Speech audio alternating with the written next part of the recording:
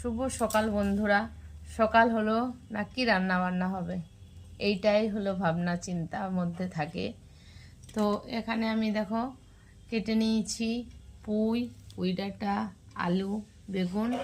এটা একটা পেঁয়াজ রসুন দিয়ে সবজি হবে। আর এখানে দেখো ভেন্ডি মাথার ন্যাজটা কেটে নিয়েছি, এটাকে সিদ্ধ করা হবে, সিদ্ধ মাখা হবে। আর এখানে রসুন কুচি করা আছে আর পেঁয়াজ আছে। এটা হচ্ছে পুঁই কুমড়োটা পেঁয়াজ দিয়ে হবে, সে পেঁয়াজ কুচি করে গেছে। আর কিছু কাঁচা লঙ্কা কাটা আছে। আর এই যে লাল শাক আছে, এই রসুনটা দিয়ে ভাজা হবে। তো তারপরে এবারে মাছ মাংস ডিম যা হোক কিছু একটা তো হবেই। এখন ওগুলো কি হয় দেখা যাক। এখন আপাতত আমি এগুলো বানালাম, পুঁই কুমড়ো, ভেন্ডি সিদ্ধ, শাক ভাজা, পেঁয়াজ আর রসুন কাঁচা লঙ্কা কেটে রাখলাম।